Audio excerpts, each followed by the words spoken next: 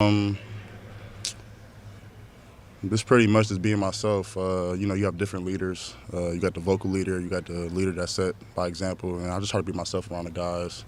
A leader can't tell a younger guy what to do, and the leader's not doing it. So every day I just push myself to to the standard of the Rushmen, and they just follow after me. Do you feel like you've been able to be a leader in a different way this year now that you are in position to be a starter? No, not really. No. Kenyatta, Larry said that losing four guys in the NFL draft has made him change kind of the way he's done things now. So he got a little bit more technical in the spring, and things are still moving pretty quick.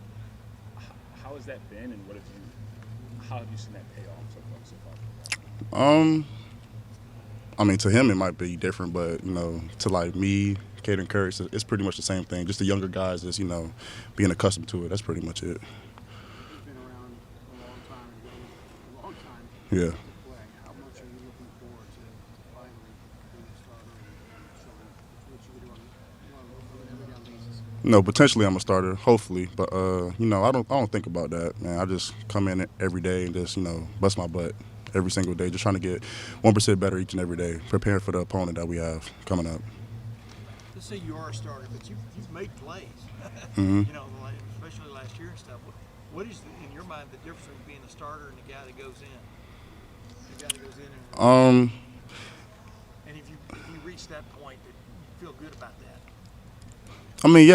Being a starter, being named a starter is, that's a good thing. But even if you going in making plays, you playing a lot or whatever, that's good as well too. It's pretty much the same thing.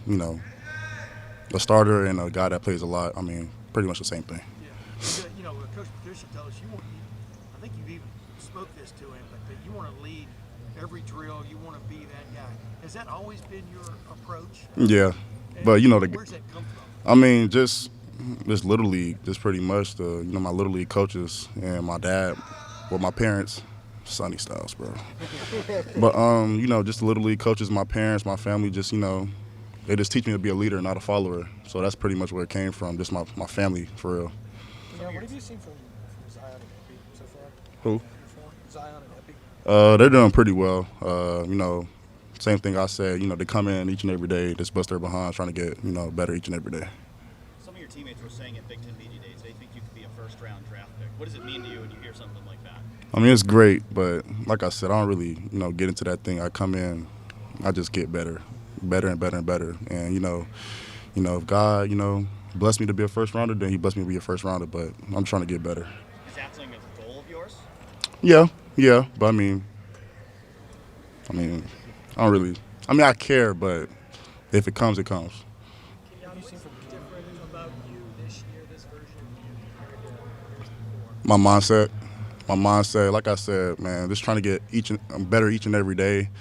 It started, in the winter when I really realized that, I'm gonna be one of the top guys in the room, and I needed to be a leader in the room. And it started in the weight room. I gained about like 10 pounds, 8 pounds of lean mass, or whatever it is. But it started in the weight room. My mindset, Coach Mick, Coach Day, Coach Jay, they really, tapped into my mindset, and made me realize, like, I have to be a productive player this year, and that's where it started. That role, because there's a lot of guys in your recruiting class Mm-hmm. that have to wait their turn. Yeah. Maybe longer than you anticipated having to wait your turn. And here you are, you're finally getting that opportunity. I know you're trying to downplay all of this stuff, but have you been actively waiting to be in this position, whether it's production, but also just be the guy, be the face, be the leader of the room?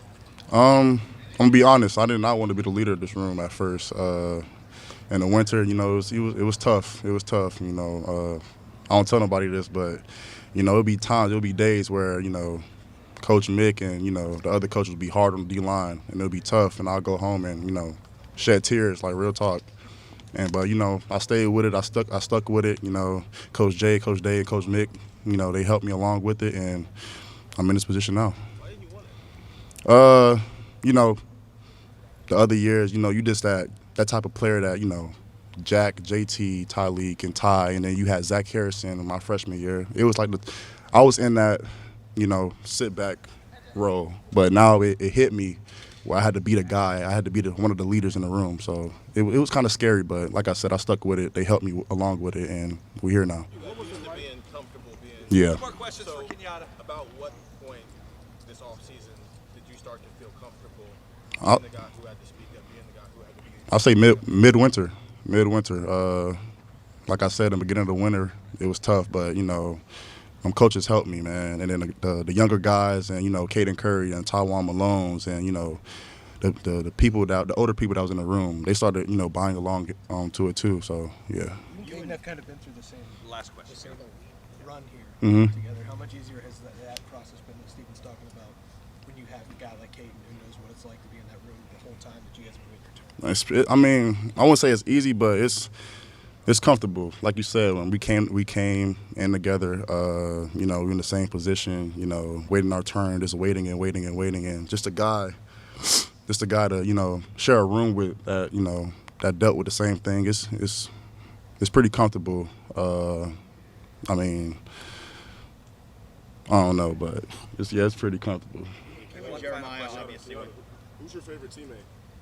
Sonny or Edric? Edric Houston.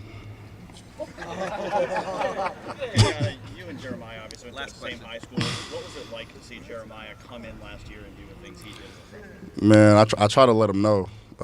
Even before he got on campus, I try to tell people, man, he's going to be a dog. And they didn't want to believe me until, that clip of him catching the ball over there. And then that's when people really started to realize, like, he's going to be a good player. But, man, he's going to be great, man. He just keep his head down and be humble and, keep pushing each and every day. He's going to be a great player.